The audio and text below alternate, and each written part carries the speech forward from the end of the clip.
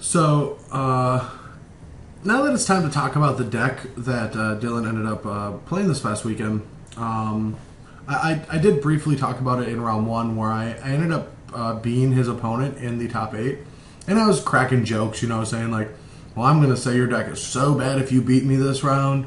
And the match ended up being really tight.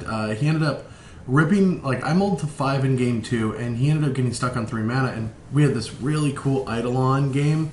The game, there's just a sub-game with Eidolon of the Great Rebel, and he ended up ripping the 4th land to Xyz me with a Fanatic of Mogus and a Stoke from the previous turn, and I was at 9, and I felt stabilized, double Courser, no way he could win this game, and he just goes, Stoke you, untap, rip the land, Fanatic, and I'm like, yep, we're going to game 3, and I got pretty fortunate game 3 with a very unbelievably good draw, alongside correctly sideboarding, and him stumbling and getting stuck on 3 lands, and I just ran away with the game. But going into this video, I didn't think this deck was going to be that good. I thought that not having any way to interact on turn 1, only 4 real removal spells, these Crater's Claw seem a little bad.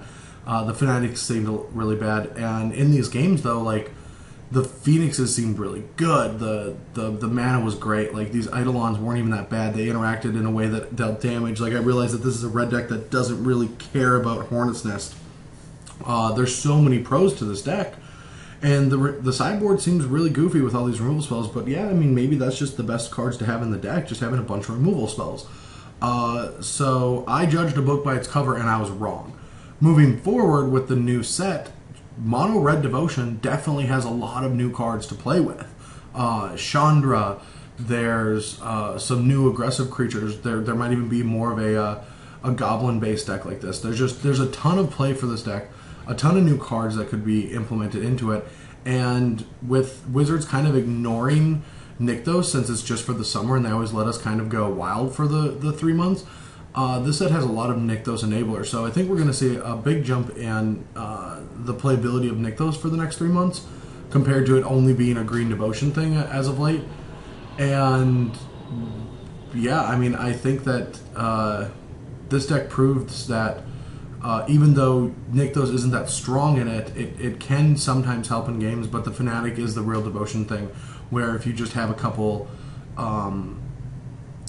creatures in play, you're going to deal like 5 to 7 damage. So I don't really want to talk about changes to the deck, since we are so close to Origins coming out and everyone's going to be thinking about that kind of stuff. But I do want to say that, Dylan, I definitely did not think that this deck was going to be that great, but I was proved wrong in this daily, where I 4-0'd, and in our match when we played, I was much more afraid of playing against you going into game 3 than I was in game 1. And that just says a lot about the deck and a lot about what other players are thinking about when they see someone playing a deck like this. And I even lost to it in the Open, or the GP in Providence a couple weeks back. So bravo to you again. Congratulations for top 8ing the Open, and I hope to see more of you when we're in that area of Baltimore. But for everyone at home, enjoy your weekend. There'll be a couple more Versus videos and an article where I talk about new ideas that I have, which one of them is Pyromancer's Goggles. So I'm going to be keeping it mono red theme this week, since I am a big fan of that card, and I think that's going to go a long way in the new standard format. The card seems extremely pushed. But anyway, thanks for watching. I hope you enjoyed it. I'll see you tomorrow with an article, and then Friday with a Versus video. Bye.